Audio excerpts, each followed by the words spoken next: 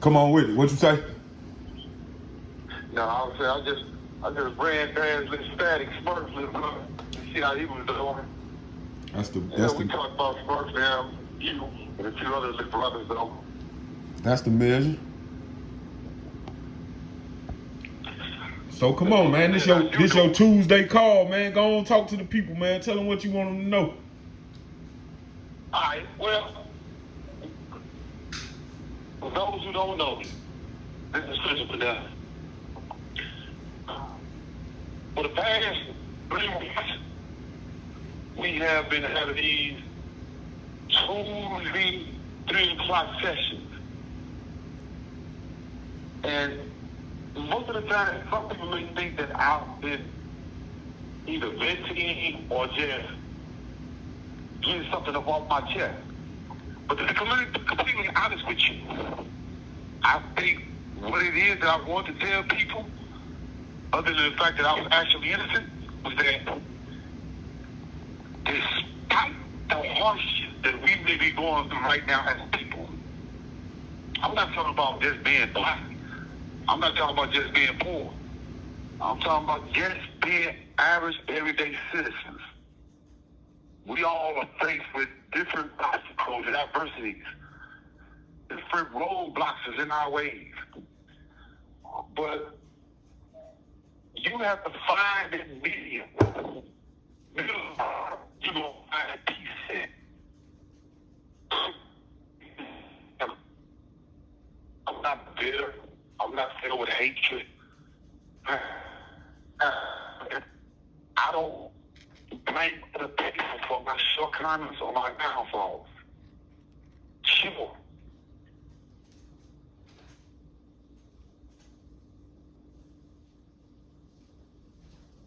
Hello? Victim and sentenced to what they did to me. Your phone cut off, bro. What'd you just say? I said that sure, there are people who are responsible for my incarceration. There's people who are purely responsible for my situation. But I can't continue to live with bitter hatred or animosity in my heart. I'm tired of being hateful. I'm tired of waking up every morning with a thought of vengefulness in my heart. That is not a way to live. So I had to find that little piece that was missing in my life. That one piece out of that puzzle that made me whole or complete again. And that was myself. Now, I'm not excusing anyone. I'm not. Take, for instance, Steve Omer, the circuit judge, right downtown, city of St. Louis, who played a vital role in my conviction because he was the prosecutor. He was the very prosecutor who the witnesses said convinced them to continue to perpetuate the lie that convicted me. He was the same prosecutor who chose to make a deal with one of the witnesses just so they can prosecute me. And like I said before, in the third session that we had, how can you allow a prosecutor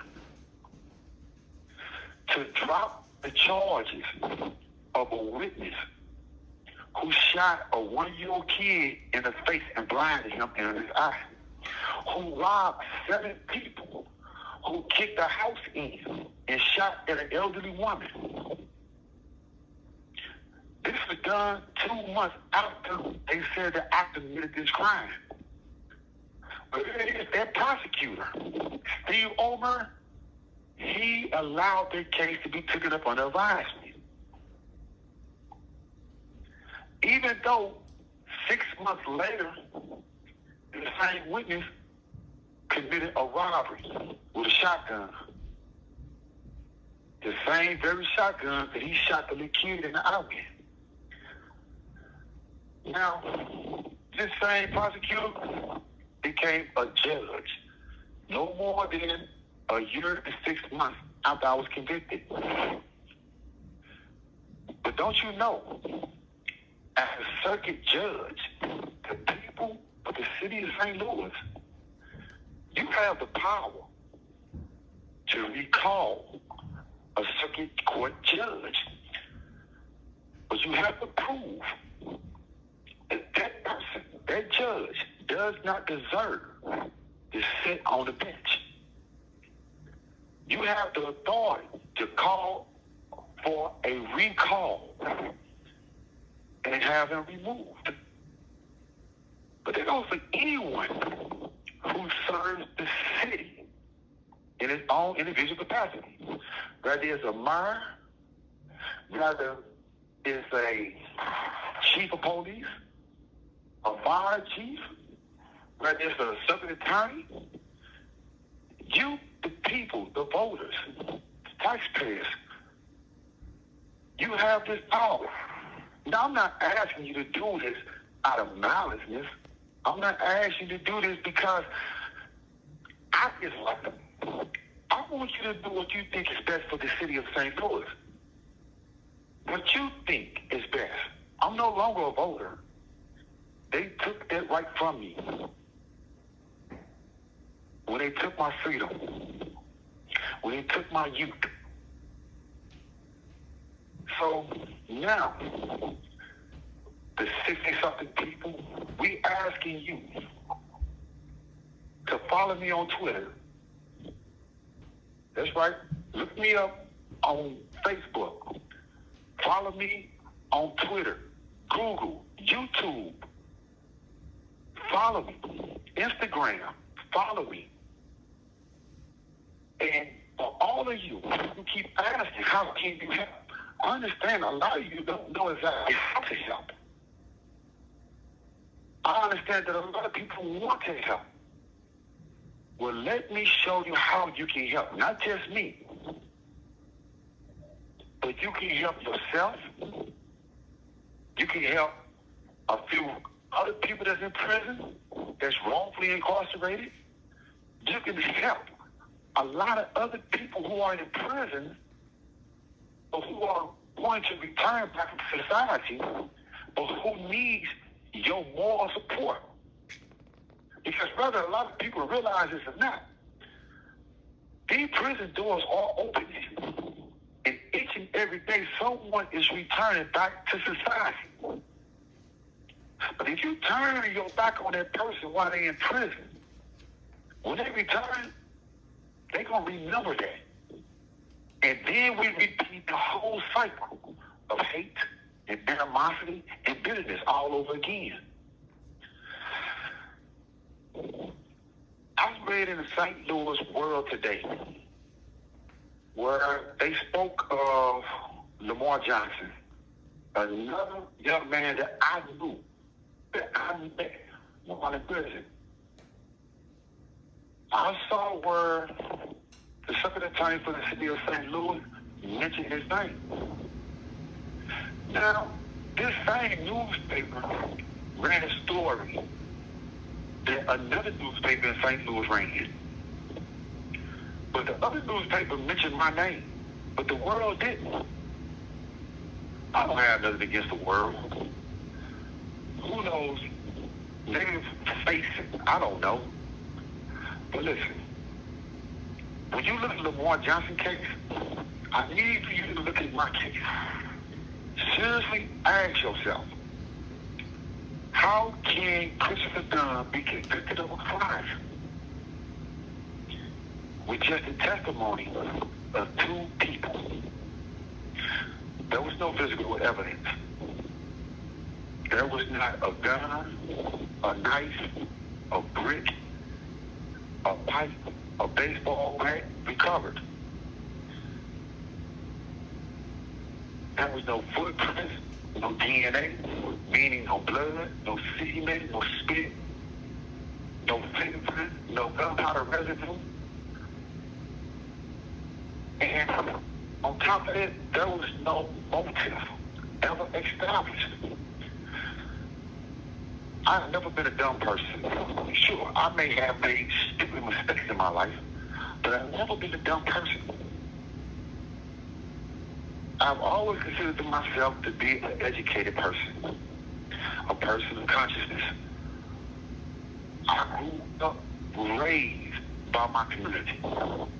When I say my community, I'm not talking about just one neighborhood.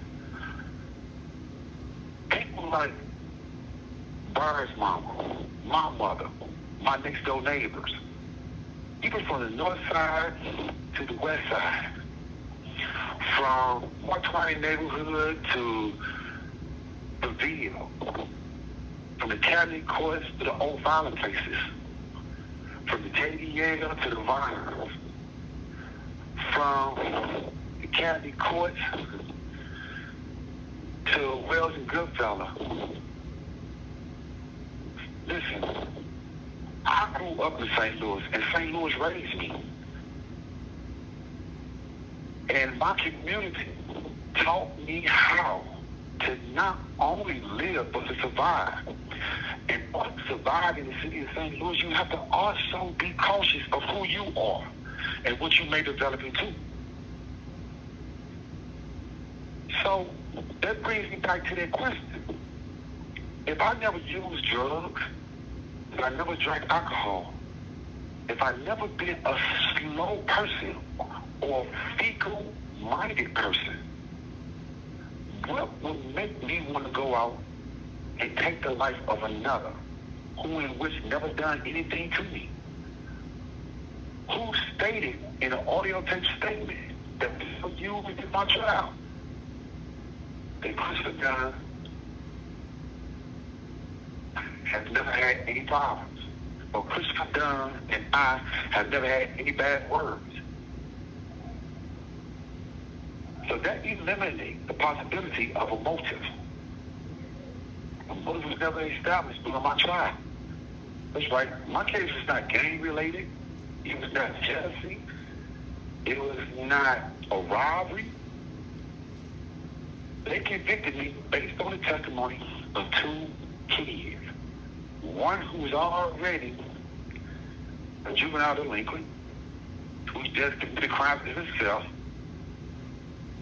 or one who was testimony was already shaky, and then the testimony of a kid who said that he was told to say, I did the crime, but another guy.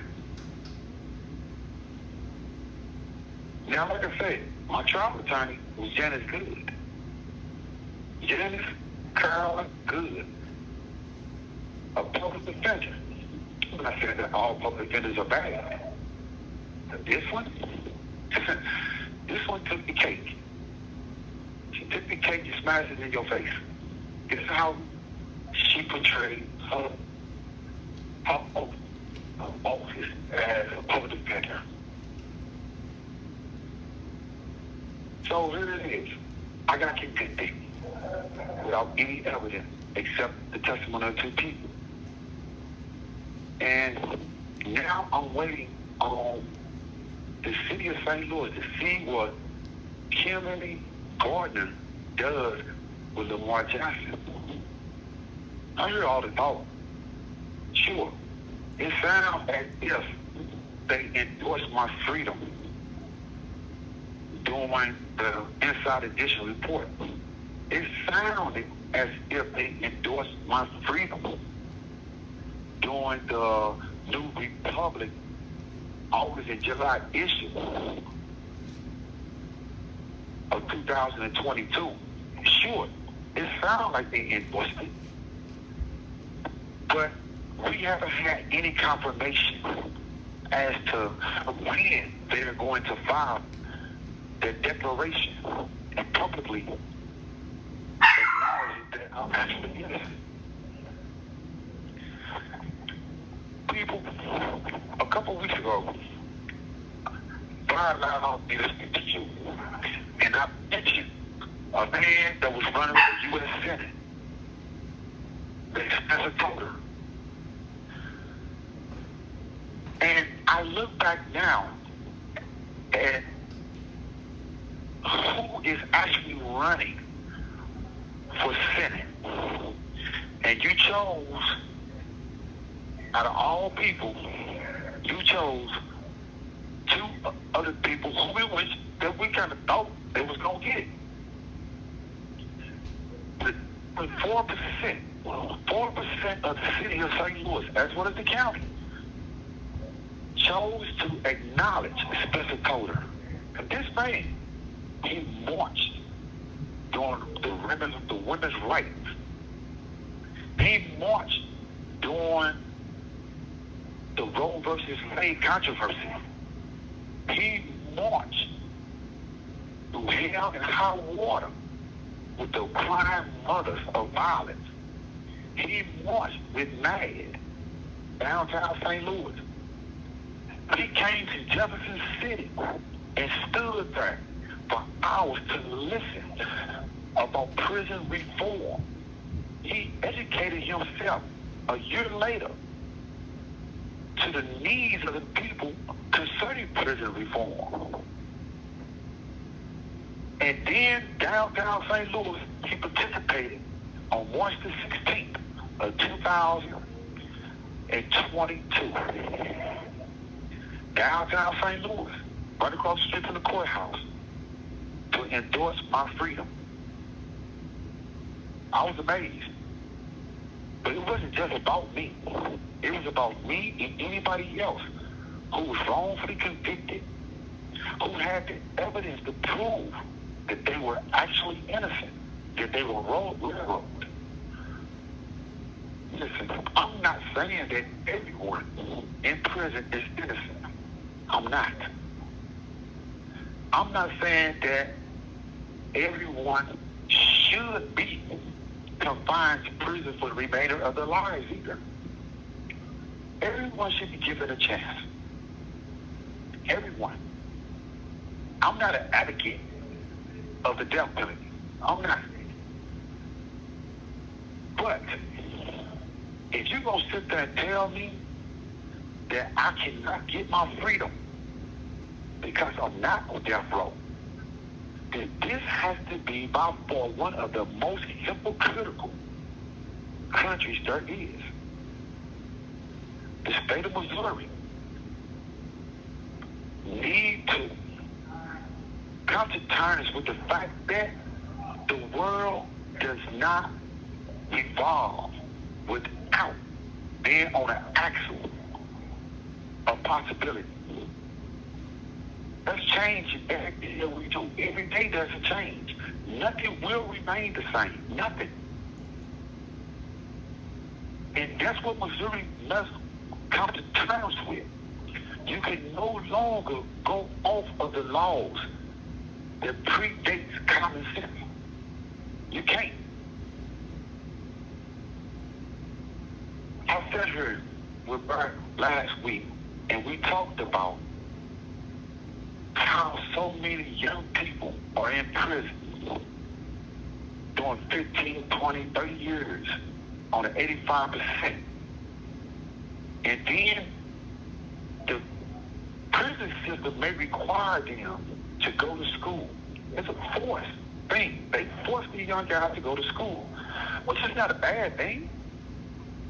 In a way, I kind of applaud them for trying to influence these guys to go to school. But that's the only thing. They force you to go to school and force you to work in the kitchen for 90 days. But here it is, these same big guys, your cousins, your sons, probably your daughters, nieces, nephews, they will return back into society with a GED. More angrier, more mad, upset, disappointed, and filled with hatred. But during the course of imprisonment, not once were they mentally evaluated. That's right, they were not mentally evaluated. You know, I've been in prison for 33 flat years. And not once in the past 32 years have I seen a psychiatrist. day they called me in a caseworker's office to do what is known as a RCA. And all they do is just tell you, sign your name and date it. It's supposed to tell you your mental scores or your education scores, okay? I will never understand still to this day, why do we go in there for that when the caseworkers don't know anything about my mental capacity? It's not like they come in here and evaluate. It's not like they sit there and ask me a billion and one questions. It's not as if the psychiatrist of the institution saw me and then wrote an IOC or a recommendation as to what type of follow-up should I be given. But you people in society, you have a power that we don't have. You can be our voices. You can contact the DOC system, not the individual person, because they don't care. But you can contact Ann Precythe, who is the Department of Corrections for the state of Missouri director, and ask them why do they refuse to do a monthly or a quarterly mental evaluation on anyone who has more than 5 years in prison.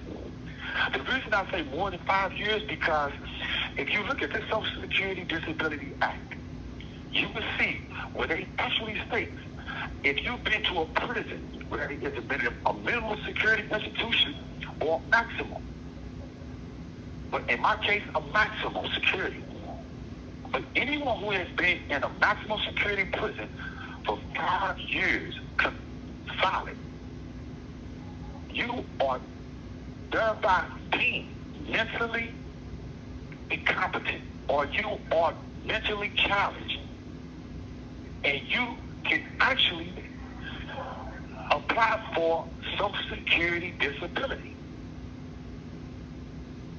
It'd be a trial and error test, that you may say. I can no longer work a full-time job, but still, if I can receive a Social Security check under the Disability Act because I've been in prison for 5 years, why can't the Missouri Department of Corrections require the individual institution to mentally evaluate me? Do you not believe that I deserve that while I'm in here? Since this is supposed to be a job of rehabilitation. If you can put the Department of Corrections on the stock market and make money off of us, why can you not give me a mental evaluation so I can be able to function on a more playing field with everybody else? So when I do return back into society, that I can do what you think or believe that I should do. And that's be more human. Because if you don't allow me that opportunity, then anybody who's returning back into society, they're going to be that animal. They're going to be that beast that is free from that cage. And then you're going to have to deal with that. I had 33 years to think what I want to do with my life should the day come and they free me. All I want to do is be free. I dream what it's like to be free. I fantasize what it's like to be free. I wake up and daydream about being free. But then make no mistake, I have not forgotten that the victim that I'm accused of killing, his family deserves justice. But you gonna hold anybody accountable for what happened to him, then you need to start with the two people who lied, who started this whole situation. Blame them.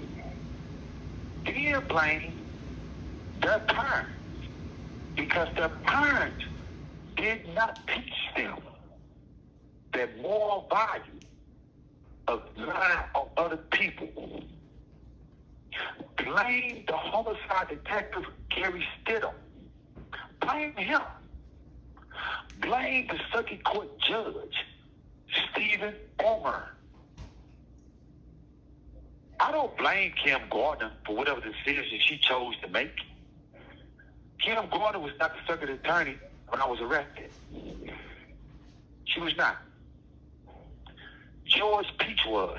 And we all know, those from the city of St. Louis, we know what type of person George Peach was. So I don't blame her. Even Freeman Bosley Jr., I do not blame him. But what I'm saying is that the blame goes back to the people who started this entire mess. I'm not saying to hate them. Don't do that. I'm not asking you to do that. I don't want you to do that. I don't need you to do that. But what I do need, I need for you to fight for me the same way I would have fought for you. I look inside this prison and I see kids, young men, who weren't even born when I came to prison. Some of these guys are my friends' children. Some of my friends, like me and Bert was talking about earlier, they're dead. And some of them are also in prison. And to sit here and look at some of these kids that wasn't even born when I came to prison, and whose fathers, mother and fathers are gone, they're here in prison with me. It hurts. Some of these kids I met over the telephone because they were raised with my nieces and nephews. I'm no OG. I don't claim no titles. But I am considered to be an uncle. Not just to my own nieces and nephews, but to my friends, to their children. And I wear that with honor. And I'm asking you to please stand up and do for me what I would do for you. Even if you have to put pressure on the circuit attorney for Kansas City and ask them to continue to fight for those who can't fight for themselves. If you ask the circuit attorney, Ms. Kim Gardner, to continue to allow the Conviction Integrity Unit to stand for those who can't fight for themselves, I'm asking each and every person out there that's listening to this, whether it's 100 to 200 to 5,000 to 1 million people, I'm asking you, if you're a voter, not just of St. Louis, but of this country, if you're a taxpayer of this country, if you can ask the Attorney General for the state of Missouri, Erd Schmidt, stop fighting against his circuit attorneys and allow the circuit attorneys to fulfill the obligations of the oaths that they took when they joined the ranks of the prosecutor's office. Remember this. Senate Bill 53 became law. It became law to help the circuit attorney's office, the prosecutor's office, to relieve the pressure off the judiciary court system. And if anyone has evidence that they can prove there was never used during trial, but that was never used during any other appeal stage. But any evidence that they can prove that they're actually innocent, it gives the circuit attorney judiciary authority to either dismiss the charges or either remand over for a new trial. Senate Bill 53 became law 2 days before the Missouri Supreme Court chose not to hear my petition.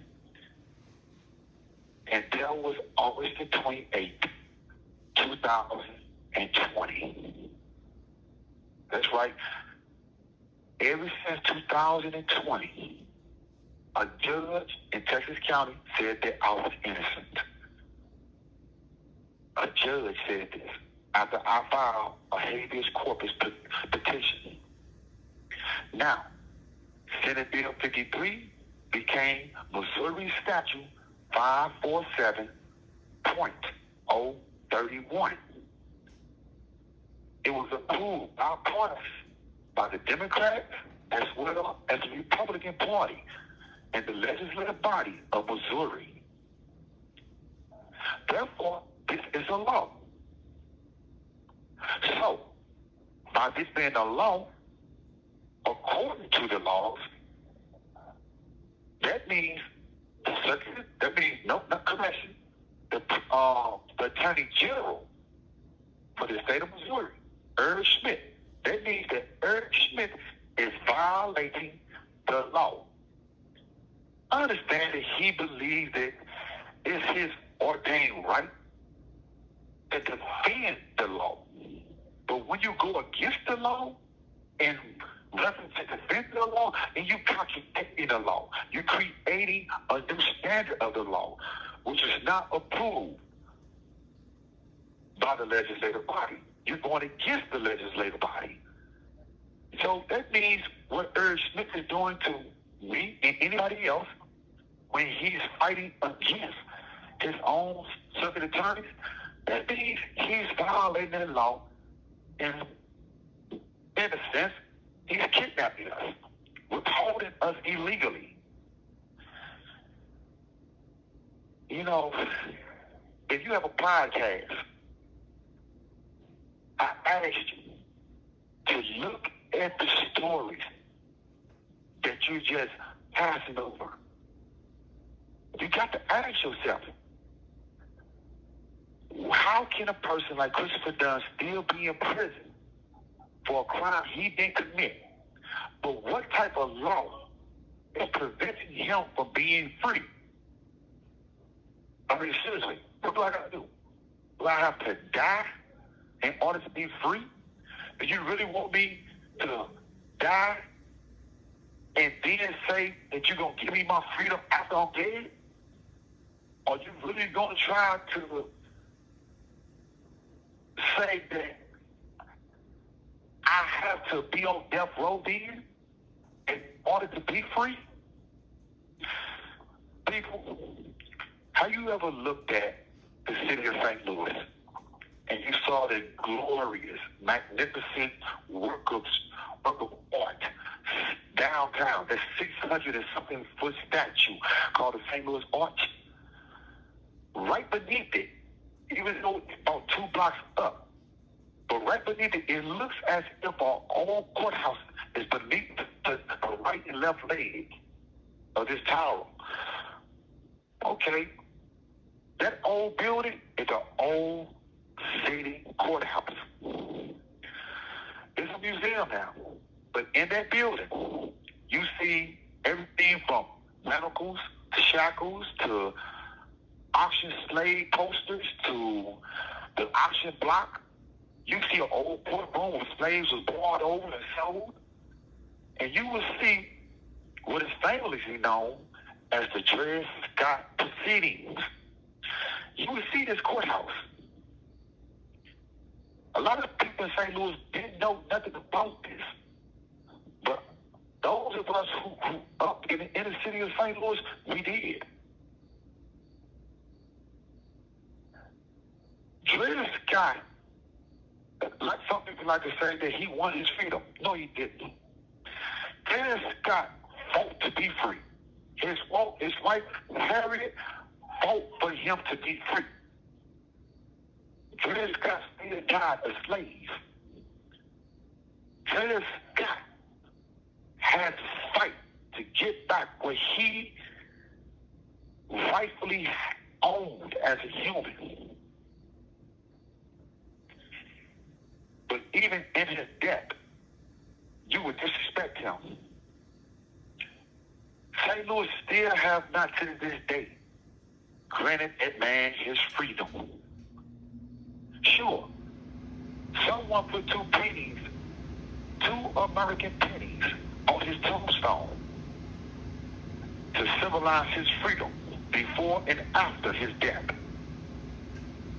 How disrespectful could one be? I understand Miss Jackson is the great granddaughter or the great relative of Mr. Scott and Mrs. Scott. I understand that. And I understand Dred Scott's legacy is to teach us about his struggle, so we won't have to go through it ourselves. But I'm right here.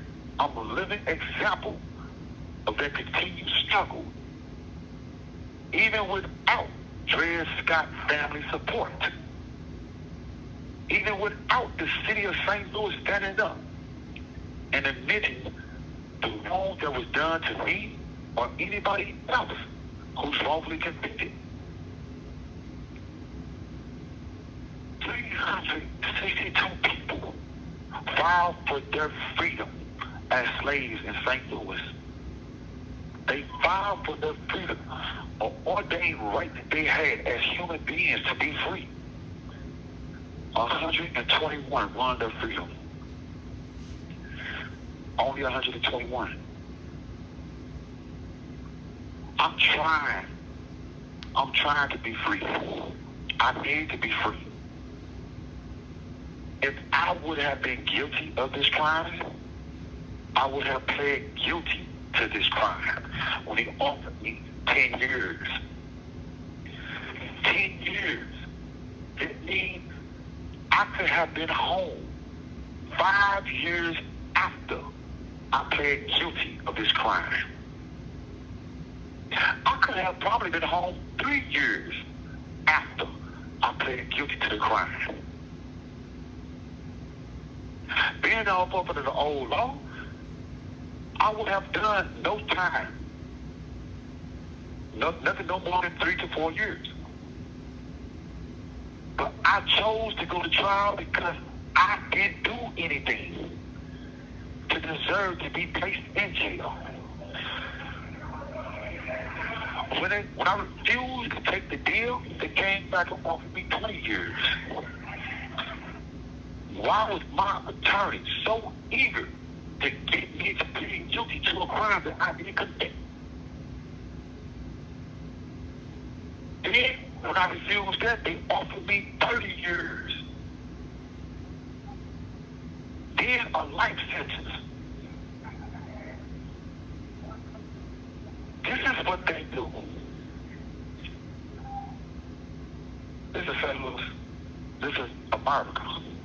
I don't ask for much. I only ask for what I believe I'm entitled to. If you don't think that I'm innocent, then give me a new trial. I deserve that much. I deserve that much. I've proven to a circuit court that I was innocent. The witnesses who placed me in this situation admitted that they lied on me, that they fabricated the stories against me. They admitted that they was encouraged by the homicide detectives and by the prosecutors to continue to perpetuate this lie. They admitted that they not only made the mistake to identify me, but sat there and conspired with one another to say that I did this crime to get me out the way. Am I wrong for telling you or anybody else not to sell drugs in front of my mother's home? Am I wrong for saying not to sell drugs in front of this church? that sat behind my mother's house? Am I wrong for trying to encourage people not to sell drugs to pregnant women in my community?